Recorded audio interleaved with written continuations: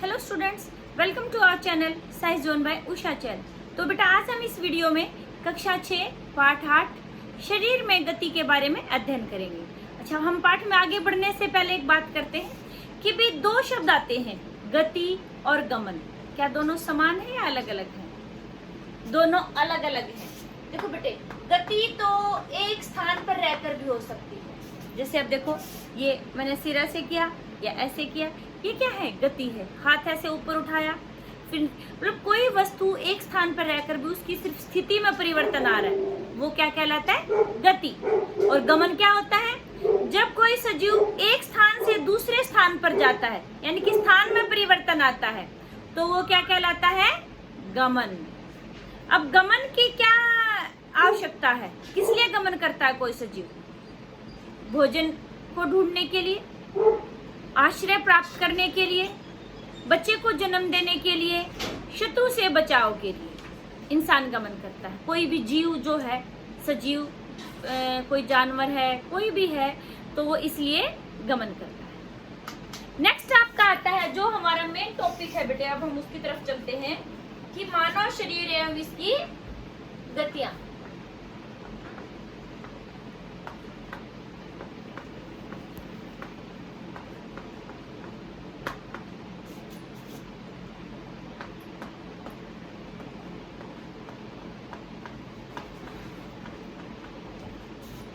अब देखिए बेटे, अपने शरीर में देखिए, आप अपने कंधे को घुमाइए, ये पूरा घूम रहा है।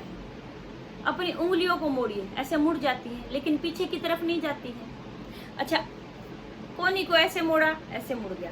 कोनी को नीचे की तरफ मोड़ा, नहीं मुड़ रहा है। हम कोनी और ये हमारी कलाई है जो इसके बीच के भाग को मोड़ना चाहे तो मुड़ नहीं रहा है। मतलब किसी भाग में गति हो रही है और किसी भाग में नहीं हो रही है। ऐसा क्यों? आपने एक चीज नोट की कि कहाँ हो रही है गति? जहां पर दो हड्डियों के बीच में कहीं जोड़ नजर आ रहा है, दो हड्डियां जुड़ी हुई है आपस में, वहीं पर गति हो रही है। जहां जोड़ नहीं है वहां नहीं मुड़ रही, मतलब वहां गति नहीं हो रही है। तो यानी कि जोड़ या संधि, वो क्या होता है? दो हड्डियों को जोड़ता है जो, वो क्या कहलाएगा? जोड़ या संधि। तो अभी हमारा जो क्वेश्चन है वो क्या है? संधि किसे कहते हैं? तो संधि क्या हो गया बेटे? हमारे शरीर के दो भाग जो आपस में जुड़े होते हैं, उन्हें हम क्या कहते हैं? संधि। संधि का दूसरा नाम क्या हो गया? जोड़। अब हमारे शरीर में कितने प्रकार की संधियां पाई जाती हैं? नंबर 1, कंदुक खलिका संधि।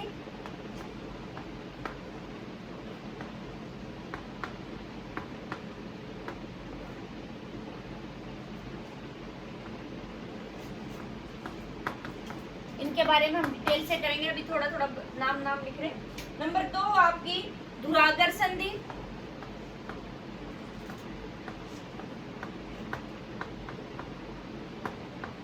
और नंबर 3 आता है बेटा आपकी हिंज संधि।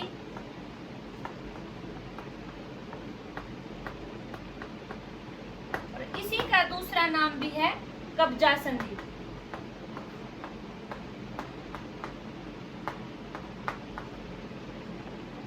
और नंबर 4 है आपका अचल संधि।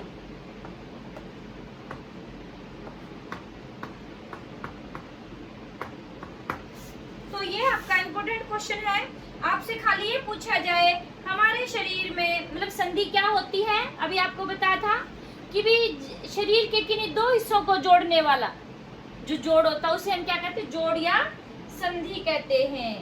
यानी कि वह भाग जहाँ शरीर के दो हिस्से जुड़े होते हैं वह संधि कहलाता है, जोड़ कहलाता है। ये हमारे शरीर में पाए जाने वाले कुछ संधियों के प्रकार हैं। तो अब हम इनके बारे में करते हैं। सबसे पहला आपका आता है कंदुक खलिका संधि। ये कंदुक खलिका संधि क्या होती है बेटे? कंदुक खलिका संधि क्या होता है कि इसमें जो है, इस जोड़ के अंदर वृत्ताकार यानी कि 360 डिग्री के कोण पर कोई हड्डी घूम सकती है। ऐसा कौन सी जगह है हमारे शरीर में जो बिल्कुल 360 डिग्री पर घूम सकती है? देखिए, अपने हाथ को मोड़िए, नहीं। गर्दन को मोड़ा, नहीं। कौन सी है ऐसी? हमारे देखिए कंधे को ऐसे घुमाइए, ऐसे, ये पूरा 360 डिग्री पे घूम रहा है, यानी कि वृत्ताकार गति हो रही है। कभी लेट करके अपने पैर को भी घुमाइए ऐसे, जो कुल्ला होता है आपका, वहां से आपका पैर पूरा 360 डिग्री पर घूम जाता है। तो यानी कि इसमें इसकी संरचना फिर बात आती है, इसकी संरचना कैसी होती है जो ऐसे घूम जाता है 360 डिग्री पर? इसमें क्या होता है, एक अस्थि गुहिका बनाती है, यानी कि कटोरी जैसी संरचना बनाती है, इसको हम गुहिका कहते हैं, अस्थि गुहिका बोलते हैं। और दूसरी होती है बॉल जैसी होती है संरचना। अब जैसे मान लीजिए हमारी ये अस्थि गुहिका है, जैसे जो कंधा है वो अस्थि गुहिका बनाता है, और जो हमारा हाथ है ये बॉल का। अभी देखिए, जैसे हम ऐसे घुमाएंगे तो पूरा 360 डिग्री का यहाँ से घूम जाता है ऐसे। ये मान लो ये कटोरी जैसी होती है गुहिका, और ये ऐसे बॉल जैसी होती है, उसको ऐसे घुमाएंगे तो हमारा पूरी 360 डिग्री पर घूम जाती है। ये क्या होती है? कंदुकखलिका संधि। इसका उदाहरण क्या हो गया? कंधे की संधि, कंधे का जोड़ और कुल्ले का जोड़। तो इम्पोर्टेंट क्वेश्चन है बेटे, कॉम्पिटिटिव एग्जाम्स में पूछा जाता है और आपके परीक्षा में भी पूछा जाता है कि भी जो संधियों के नाम बताइए, उनके उदाहरण बताइए। तो कंदुकखलिका संधि के उदाहरण क्या हो गया आपका? आपके यानी कि कंधे की संधि और आपके कुल्ले की संधि। फिर दूसरी संधि थी धुरागर संधि। धुरागर संधि क्या होती है बेटे? धुरागर संधि जो होती है आपके सिर व गर्दन के बीच में पाई जाती है। जो आपकी गर्दन है और सिर के बीच में, एक छल्ले के अंदर, जैसे बेलन होता है, बेलन एक छल्ले के अंदर, जैसे अब हमें ये छल्ला कह दिया और ये बेलन है, इसके अंदर ही अंदर गति कर रहा है वो। जैसे हम अपनी गर्दन को आगे पीछे दाएं बाएं घुमा सकते हैं, तो ये कौन सी होगी? धुरागर संधि। तो इसका उदाहरण हो गया गर्दन और सिर के बीच की संधि। फिर आगे आपका आता है, यानी कि सिर व गर्दन का जोड़ या संधि आप बोल सकते हैं। आगे फिर आपका आता है हिंज संधि। हिंज संधि का दूसरा नाम कब्जा संधि। कब्जे कहाँ पाए जाते हैं? जो दरवाजे होते हैं, दरवाजा जब लगाया जाता है तो उसके बीच में आपने देखा होगा कि लोहे के ऐसे होते हैं बेटे, कुछ इस टाइप का लगा होता है लोहे का, वो कब्जे होते हैं। वो क्या करते हैं? दरवाजे को खोल और बंद कर सकते हैं। आपने देखा होगा दरवाजे को खोल बंद करके देखो 3-4 बार।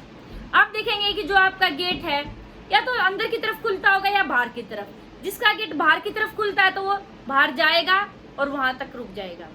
ऐसे ही फिर वो अंदर की तरफ ज्यादा अंदर नहीं जाएगा, सिर्फ वहां तक खुल जाएगा। तो यानी कि एक ही दिशा में गति हो रही है। जैसे इसका उदाहरण क्या हो गया? हमारी कोहनी और घुटना। जैसे अब देखिए, आपका जो हाथ है इसको आप मोड़ेंगे तो सिर्फ इधर मुड़ रहा है, इसको नीचे की तरफ ऐसे ही मोड़ना चाहे तो नहीं मुड़ेगा। तो ये कौन सी संधि है? हिंज संधि या कब्जा संधि। समझना है बात? यानी कि जिसमें एक ही दिशा में गति होती है, या तो वो आगे की तरफ होगी या वो पीछे की तरफ हो रही है। जैसे आपका पैर है, घुटना है, घुटना आप ऐसे, जैसे मान लो ये घुटना है आपका, घुटना नीचे की तरफ ऐसे मुड़ जाता है, घुटने को ऊपर की तरफ लेके आएंगे तो नहीं मुड़ता है। हमारी कोहनी जो है वो ऊपर की तरफ मुड़ जाती है, नीचे की तरफ नहीं मुड़ेगी। तो मतलब एक ही दिशा में मुड़ता है हिंज संधि। और इसको कब्जा संधि क्यों कहते हैं? जैसे दरवाजे के कब्जे होते हैं, वो दरवाजे को एक ही तरफ करते हैं उसकी गति, तो इसीलिए इसको कब्जा संधि का नाम भी दिया जाता है। अगला आपका आता है बेटे अचल संधि। अचल संधि मतलब जिसमें कोई गति नहीं होती है, जोड़ है लेकिन इतना फिक्स जोड़ है, इतना मजबूत जोड़ है कि उसमें कोई भी गति नहीं होती है। ऐसा उदाहरण बता सकते हैं? हमारी जो खोपड़ी होती है बेटे, इसमें भी एक पूरी की पूरी एक नहीं होती है, कई बार गहरी चोट लग जाती तो यहाँ से हमारा जोड़ खुल जाता और ऐसे 2 भाग बन जाते खोपड़ी के, लेकिन कभी भी ये हिलती नहीं है, कोई गति नहीं होती इसमें। तो कौन सी संधि होगी? अचल संधि। हमारा ऊपर वाला जबड़ा देखो कभी भी नहीं हिलता है। हाँ, जो हम गति कर रहे हैं, ये देखिए सिर्फ नीचे वाला जो जबड़ा है हमारा ये हिलता है, तो जो हमारी कपाल यानी कि खोपड़ी और ऊपर वाला जबड़ा किसके उदाहरण है? अचल संधि। ठीक है बेटे, अचल संधि यानी कि जिसमें कोई भी गति नहीं होती है। फिर आगे बात आती है कि भी कंकाल किसे कहते हैं। इंपॉर्टेंट क्वेश्चन आपका संधि का जो टॉपिक है, बिल्कुल इसको रट लीजिए। आपके कॉम्पिटिटिव एग्जाम से पूछा जाता है और आपके परीक्षा में भी पूछा जाता है। फिर आगे बात आती कंकाल।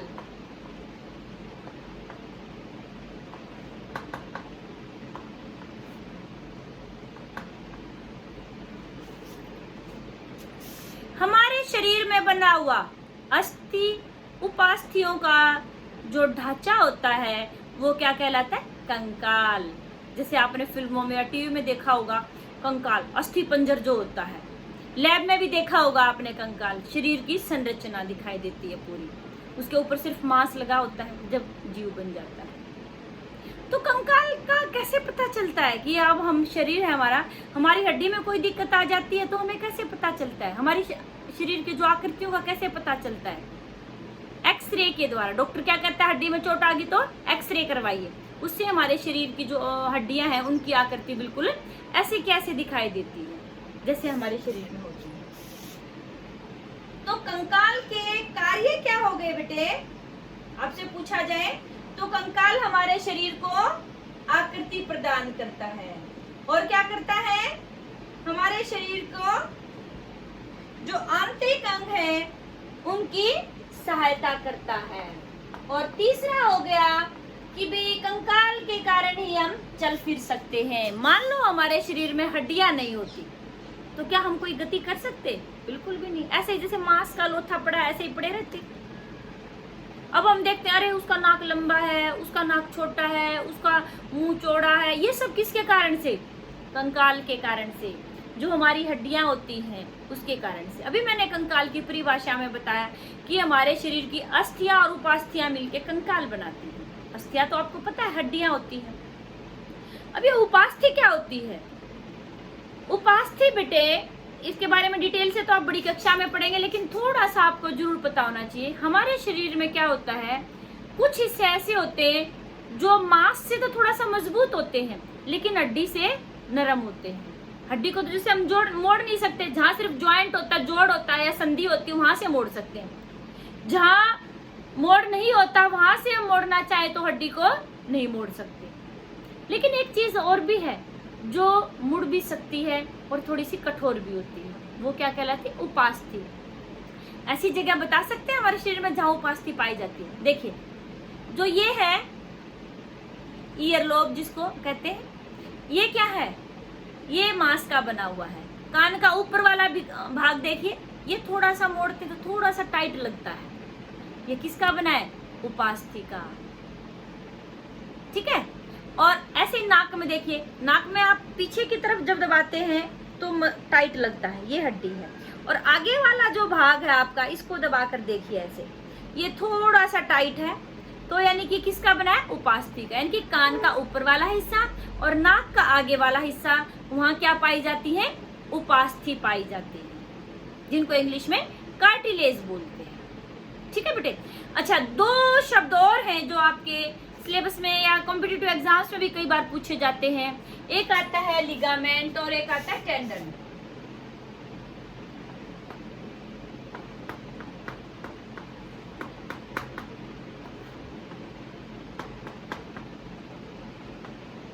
लिगामेंट क्या होता है? ऐसी संरचना जो दो हड्डियों को आपस में जोड़ती है, हड्डी से हड्डी का जोड़।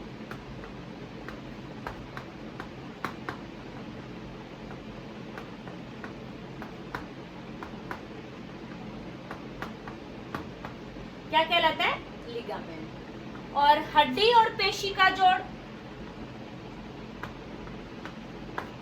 हड्डी से पेशी का जोड़, मांसपेशियां जोड़ती हैं।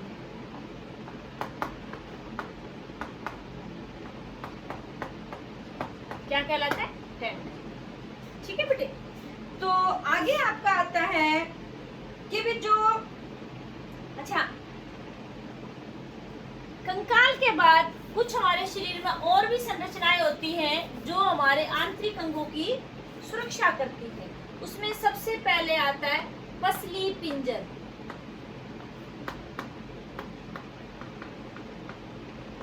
ये पसली पिंजर क्या होता है?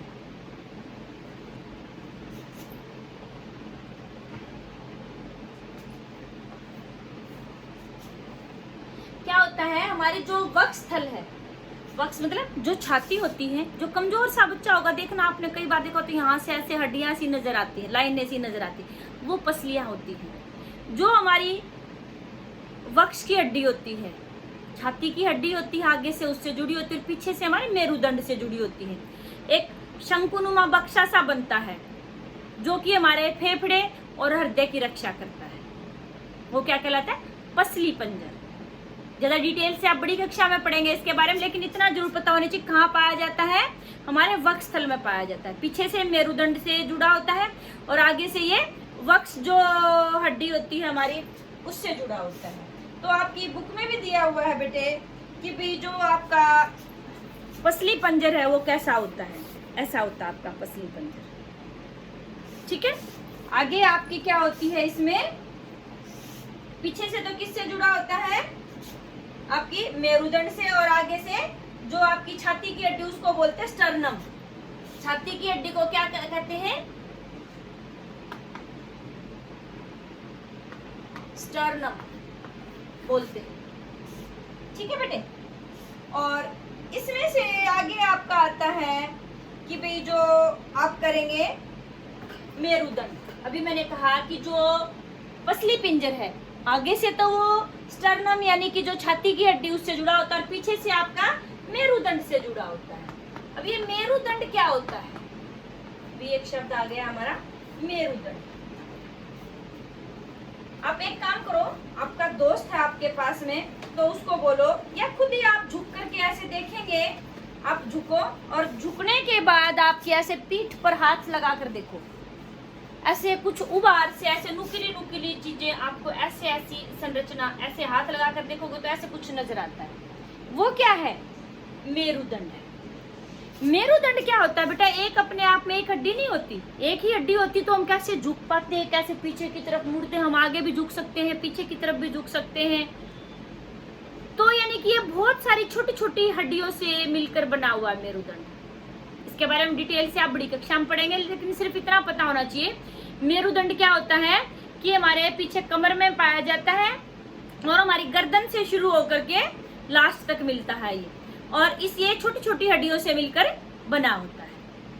इसके अंदर ही हमारी जो होती है मेरु रज्जु जाती है इसके अंदर से, जो हमारे तंत्रिका तंत्र का मुख्य भाग है। फिर आप और देखेंगे, अब आप एक काम करो, ऐसे पीछे ऐसे ऐसे किसी चीज को पकड़ के देखो, आपके कंधे के वहां से कुछ ऐसी तिकोनी सी हड्डियां उभरेंगी।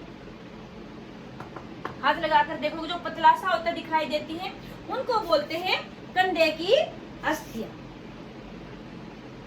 फिर अपने आप क्या करेंगे कि भी नीचे वाला जो हिस्सा है वहां से देखेंगे तो आपको क्या दिखाई देगा?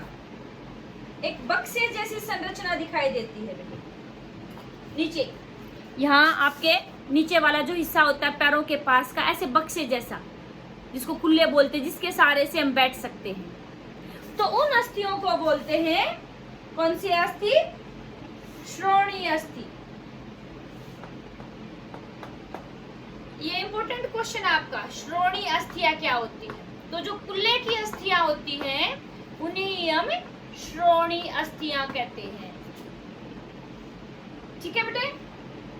फिर आगे बात आती है आपकी खोपड़ी की। खोपड़ी का दूसरा नाम क्या है? कपाल। ये किसको रक्षा करती है? हमारे मस्तिष्क और मेरु रज्जु की रक्षा करती है। ठीक है बेटे। अच्छा, फिर बात हमने अभी की थी कि भी जो हम गति है वो हड्डियों यानी कि अस्थियों के कारण कर पाते हैं। अब आपने देखा होगा कई बार कोई जानवर मर जाता है, ऐसे कई बार फेंक देते हैं ऐसे कुत्ता, और हड्डियां पड़ी देखी होंगी आपने, उनमें कोई गति नहीं हो रही है। जब हड्डियों के कारण गति करते हैं तो फिर वो हड्डियां उठ करके चलती क्यों नहीं?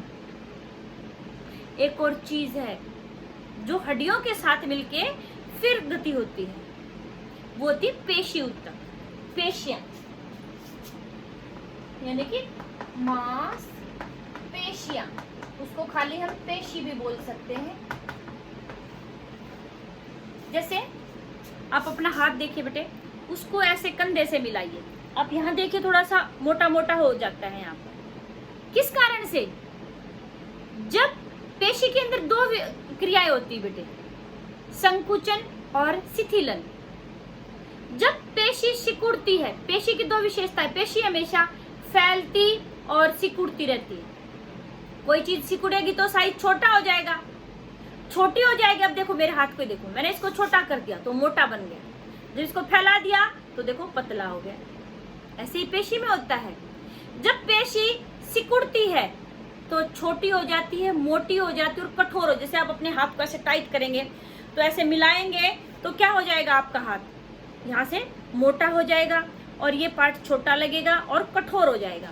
और जब वो शिथिलन होता है, पेशी में फैलती है, तो क्या हो जाएगा कि उसका साइज बड़ा हो जाएगा और पतली हो जाएगी और नरम हो जाएगी। तो ये दो जो क्रियाएं होती है पेशी में, क्या करती है, दो पेशी, कभी भी अकेली पेशी से काम नहीं होती। पेशी हमेशा समूह में, दो के पेयर में, जोड़े में काम करती है।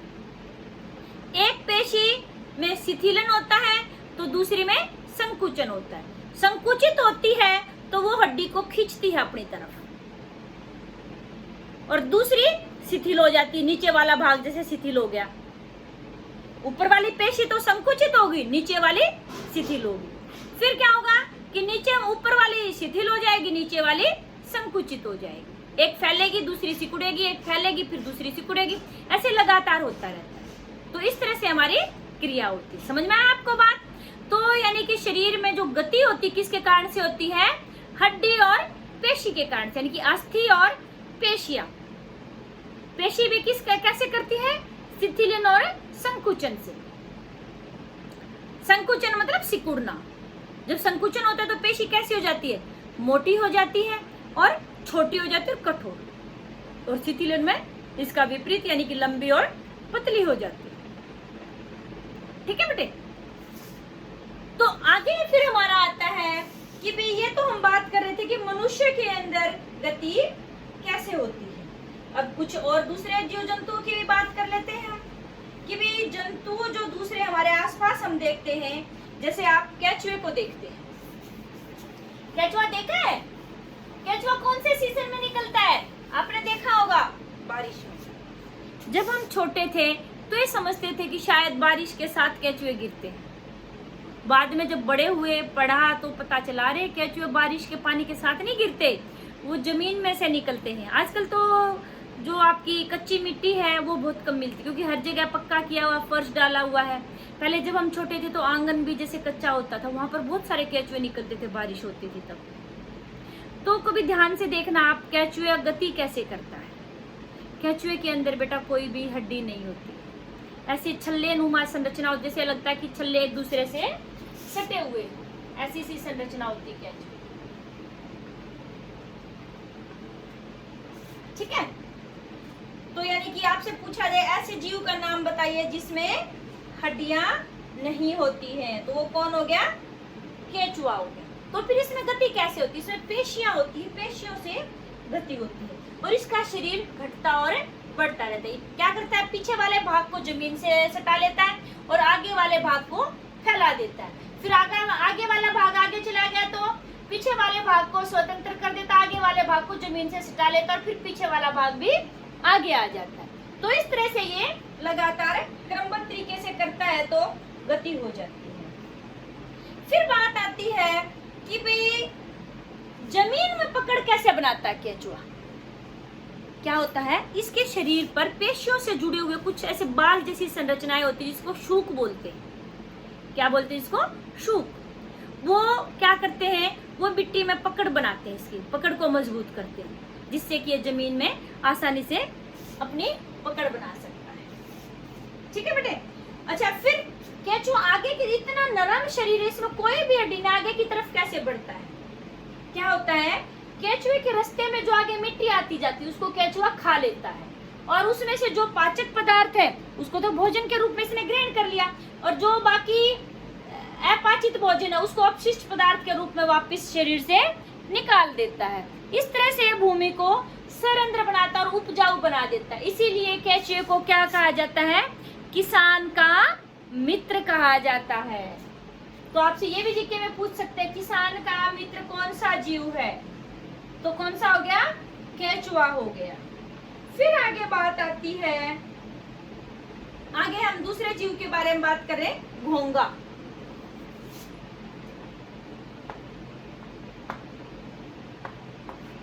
आपने ऐसी सी एक संरचना का वो देखा होगा आपने, कई बार रेती वगैरह आती है तो उसमें भी ऐसी संरचना निकलती है, जिसको हम ये रेती के अंदर शीप शंख वगैरह ढूंढते तो ऐसा भी मिलता है वहां पर। तो क्या होता है, ये जो एक्चुअल में ये घोंगा का बाहरी कवच होता है, ये बाह्य कंकाल है, लेकिन ये क्या होता है कि किसी भी अस्थि का नहीं बना होता। यह घोंगे का जो कवच होता है बेटे, एकल एकक होता है। ये चलने में उसकी कोई सहायता नहीं करता। इसके नीचे ऐसे कीड़ा होता है, वो ऐसे मासल संरचना है इस तरह की, तो उसके साइड में लगा होता है।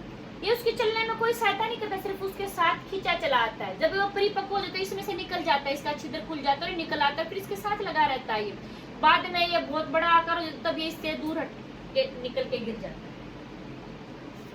ठीक है बेटे। फिर आगे बात आती है, हम बात करेंगे तिलचट्टे की। तिलचट्टा तो सबने देखा होगा। तिलचट्टा क्या होता है? दूसरा नाम तिलचट्टा है। तो शायद सोच रहे होंगे मैडम पता नहीं कह रही, सबने देखा होगा, तिलचट्टा तो हमने देखा ही नहीं। अरे बात कर रही हूँ मैं कॉकरोच की। अब सब कहेंगे हाँ कॉकरोच तो हमने भी देखा है, मोस्टली घरों में मिल जाता है। बारिश के सीजन में तो बहुत ज्यादा निकलते हैं कॉकरोच। इसकी जो बाहरी त्वचा होती है ना बेटे, काइटिन की बनी होती है। जो कॉकरोच होता है बेटे, ये ऐसा जीव है, आपने देखा भी होगा, जमीन पर चलता है, दीवार पर चढ़ सकता है और हवा में भी उड़ सकता है। तो यानी कि हर तरह से सक्षम है। जमीन पर भी भाग सकता है, दीवार पर भी चढ़ सकता है और उड़ भी सकता है। इसमें कितने जोड़ी पैर होते हैं? 3 जोड़ी पैर होते हैं। ये इंपॉर्टेंट क्वेश्चन आपके कॉम्पिटिटिव एग्जाम्स के लिए भी और आपकी परीक्षा के लिए। 3 जोड़ी पैर होते हैं जो इसके चलने में सहायता करते हैं। ठीक है। और इसके कॉकरोच के अंदर बेटा विशिष्ट पेशियां होती हैं, जो पैर की पेशियां जो क्या करती हैं, इन्हें चलने में सहायता करती हैं। और जो वक्ष वाली पेशियां होती हैं वो इसके पंखों के साथ मिलकर के उनको मजबूती प्रदान करती है और उड़ने में सहायता करती है। फिर आगे बात आती है कि भाई पक्षियों के अंदर गति कैसे होती है। पक्षी भी आपने देखा होगा बेटे, भूमि पर भी चल सकते हैं और हवा में भी उड़ते हैं। पक्षियों की हड्डियों की एक स्पेशल विशेषता होती है। ये इंपॉर्टेंट क्वेश्चन है आपका, कि उनकी हड्डियों में वायु प्रकोष्ठ पाए जाते हैं, यानी कि उनकी हड्डियां अंदर से खोखली होती हैं, तभी तो वो हल्की होती हैं और उड़ने में सहायता करती हैं। ठीक है बेटे। और इनके जो आगे वाले पीछे वाले पैर होते हैं वो चलने और बैठने में काम आते हैं, और आगे वाले जो पैर होते हैं उनमें रूपांतरण होकर के क्या बन जाते हैं, वो पंख बन जाते हैं। और इनकी जो कंधे की हड्डियां होती हैं पक्षियों की, यानी कि पीछे वाले पैर तो पैर ही रहते जिससे चलते, और आगे वाले पैर किस में बदल गए? पंखों में बदल गए।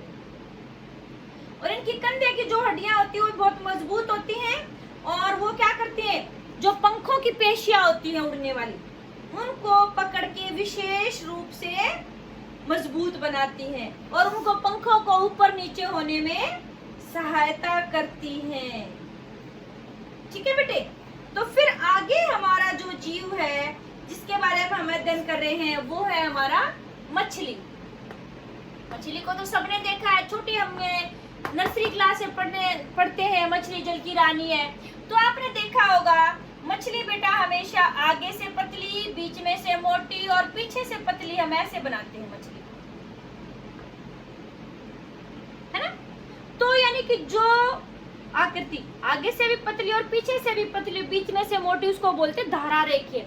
यानी कि मछली का जो शरीर होता है वो कैसा होता है, धारा रेखीय शरीर होता है, ठीक है।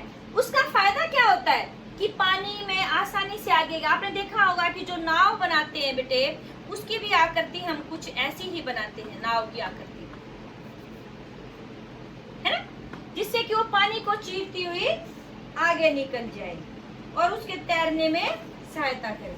आपने देखा जो पीछे वाला जो ऐसे होता है फिन, ये क्या करता है, मछली की दिशा में सहायता करता है और ये शरीर का संतुलन बनाने में सहायता करते हैं, और धारा रेखीय शरीर जो पानी को आगे चीरने में सहायता करता है। तो इससे क्या होता है कि भी जो आपने देखा होगा मछली शरीर मान लो दाईं तरफ मुड़ेगा तो ये बाईं तरफ मुड़ जाती है पूंछ इसकी, इससे कि उसको मछली को एक झटका सा लगता है और मछली आगे की तरफ बढ़ जाती है। हमेशा कभी भी जैसे मान लो शरीर इस तरफ है तो ये पूंछ थोड़ी सी उस तरफ मिलेगी, ऐसे होता है।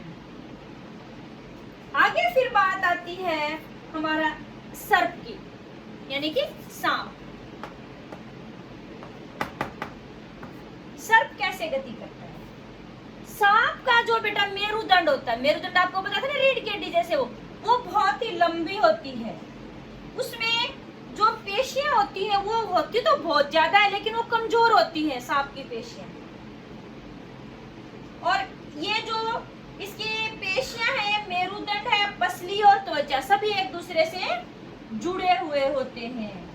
और आपने देखा होगा सांप कभी भी ऐसे सीधा नहीं चलता, सांप कैसे चलता है, ऐसे टेढ़ा मेढ़ा चलता है, क्योंकि ये हड्डी लंबी है, जल्दी से नजदीक से नहीं मुड़ती है, कि इसमें जोड़ होता तो जल्दी से मुड़ जाती है, और वो टेढ़ा मेढ़ा चलता है। तो इसीलिए सांप जो होता है बहुत ही तेज गति से चल सकता है, ठीक है। आपको समझ में आया कि जो शरीर है उसमें मानव शरीर में कौन कौन सी संधियां हैं, कैसे गति होती है, और जो विभिन्न जो छोटी छोटी हमारे जीव हैं उनमें गति कैसे होती है। तो एक बार हम पूरे पाठ का फिर दोबारा से रिवीजन कर लेते हैं कि एक ही स्थान पर विभिन्न प्रकार के जीव पाए जाते हैं, ठीक है बेटे। उनमें क्या होती है, गति होती है और एक गमन होता है। गति आपको बताया था कि भी जो गति है वो एक ही स्थान पर रहकर भी यानी कि अवस्था में परिवर्तन से हो सकती है, और गमन जब एक स्थान से दूसरे स्थान पर कोई जीव जाता है तो उसको गमन कहते हैं। और शरीर के जब दो हिस्से एक दूसरे से जुड़े हो तो उसको हमने क्या कहा था, संधि कहा था। संधि के फिर हमने प्रकार किए थे, कौन कौन से थे संधि के प्रकार है, आपका कंदुक खलिका संधि, और आपकी धुरागर संधि, हिंज संधि और अचल संधि। और जो हमारी हड्डियों में कोई दिक्कत हो जाती है तो हमें उसका किससे पता चलता है, एक्सरे से पता चलता है। और जो हमारी बेटा देखो एक चीज और, हमारी कलाई है, कलाई को हम मोड़ तोड़ सकते हैं, क्या इसमें एक हड्डी है या क्या है, ये बहुत सारी छोटी छोटी हड्डियों से मिलकर बनी हुई हमारी कलाई। फिर आगे बात आती है पसली पिंजर, ये शंकु रूपी बक्सा होता है। आगे से तो हमारी जो छाती की हड्डी होती है स्टर्नम जिसको बोलते हैं उससे जुड़ा होता है, और पीछे हमारी रीढ़ की हड्डी यानी कि मेरुदंड से जुड़ा होता है। मेरुदंड छोटी छोटी हड्डियों से मिलकर बनी है, और जो हड्डियों जैसी कठोर नहीं होती हमारे शरीर में, एक और संरचना बताई थी उसे क्या कहते हैं, उपास्थि। और हमारे शरीर में गति किसके कारण से होती है, अस्थि और पेशियों से। पेशियों में दो तरह की गतिविधियां होती है, संकुचन और शिथिलन। संकुचन में पेशी छोटी, मोटी और कठोर हो जाती है, और शिथिलन में पतली और लंबी हो जाती है। फिर जो केचुआ है वो क्या होता है, उसमें कोई हड्डी नहीं होती और वो पेशियों से गति करता है। मिट्टी में जकड़ किससे बनाता है, शूकों से। घोंगे का जो कवच है वो चलने में कोई सहायता नहीं करता है। तिलचट्टा तिलचट्टे के कितने जोड़ी पैर होते हैं? 3 जोड़ी। और उसके चलने में या उड़ने में कौन सहायता करती है? पेशियां सहायता करती हैं। पक्षियों की हड्डियां कैसी होती है? खोखली होती है, क्योंकि उनमें वायु प्रकोष्ठ होते हैं। मछली का शरीर कैसा होता है? धारा रेखीय होता है। और शरीर जो सर्प होता है वो वलयाकार में चलता है, वो आगे की तरफ धकेलता जाता है। तो ये था बेटा हमारा पूरा पाठ, यानी कि उसका बिल्कुल एक फास्टली जो रिवीजन हो जाता है वो लास्ट में ये था। आपको वीडियो अच्छी लगी तो इसको शेयर और लाइक जरूर करना।